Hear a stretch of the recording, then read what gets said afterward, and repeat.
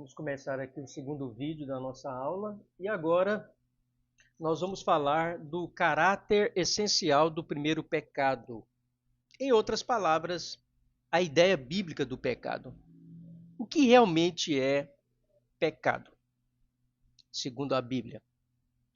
Então nós vamos aqui trazer algumas afirmações. Primeira é que o pecado é um mal moral. É um mal que se refere a vida do ser humano, o que diz respeito à moralidade dele, embora atinja o corpo também. Então veja, os nomes na escritura referentes ao pecado indicam o seu teor moral. É um desvio do caminho certo, é falta de integridade e retidão, é insujeição à autoridade, transgressão da lei, rompimento da aliança, é uma fuga ímpia e culposa da lei, é culpa, infidelidade, traição, é vaidade, perversão ou distorção da natureza. E aí nós temos aí várias passagens. E de novo eu volto a dizer que o aluno ele deve ler todas elas, ok?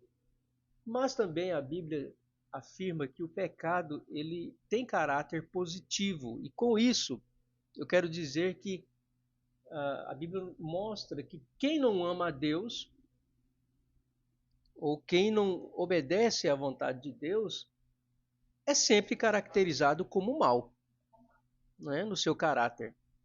Então, nunca a pessoa vai dizer que ela é boa ou neutra. Tanto faz se ela vive assim ou não. A Bíblia sempre vai dizer que ela é má nesse sentido. Então, mostra a ligação do pecado com o ser moral do homem. Também a Escritura não reconhece nenhuma posição de neutralidade. Como eu acabei de dizer agora, o homem ou ele está do lado certo ou ele está do lado errado. É isso que a Bíblia mostra. E aí nós temos, de novo, algumas passagens que vão estabelecer o fato. Em terceiro lugar, o pecado sempre tem relação com Deus e com a vontade dele. Então, quando nós falamos de pecado, nós estamos falando de uma atitude, de uma disposição do ser humano para com a vontade de Deus.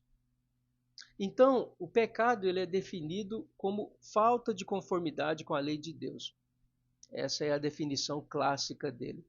Ou seja, se a lei de Deus ela diz não matarás, não furtarás, né, não adulterarás, e aí vai, adore somente o Senhor, não faça imagem de escultura.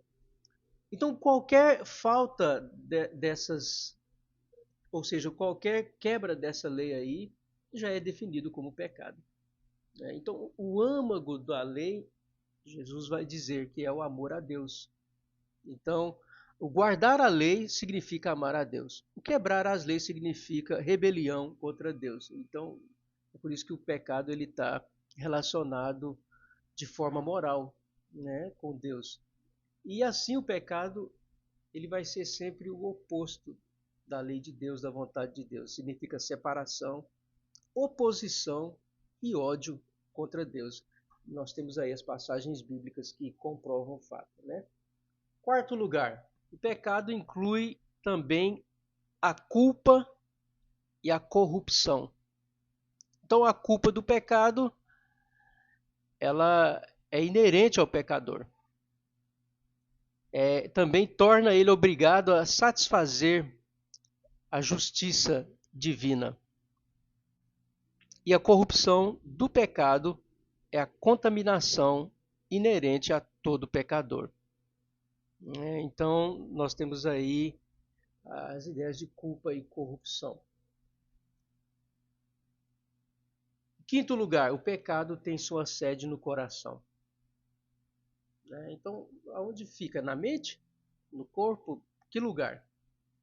Não aqui o coração como o órgão que faz com que o sangue seja levado para todo o corpo humano, né? O coração aqui é uma forma de se referir à natureza espiritual do homem, o ser interior do homem. É quem ele é, né? Nas suas ideias, nas suas decisões. o seu ser. Então o coração, ele é o órgão central da alma humana, que influencia e move o intelecto, a vontade, as emoções e o corpo. Então é dali que surge o pecado. Havia uma tendência do coração subjacente à volição quando o pecado entrou no mundo. Então, o primeiro pecado, o original, ele parte de um desejo que surgiu no coração de Eva e depois no coração de Adão. E dali para frente partiu para as emoções, partiu para a vontade, e enfim, eles tomaram a decisão. Sexto lugar, o pecado não consiste apenas de atos manifestos. Ou seja, não quer dizer que pecar é só fazer isso ou não fazer aquilo. O pecado ele é falta de conformidade com a lei moral de Deus. Pode ser em atos, pode ser na disposição nossa, querer ou não querer, ou o próprio estado do indivíduo. Quem ele é? Nascido assim. Nem precisou ele ter feito nada, ele já nasceu nesse estado. Então ele é um pecador por natureza. Então é isso que a Bíblia diz sobre a natureza do pecado. Tá? Então na próxima aula nós vamos ver a transmissão do pecado.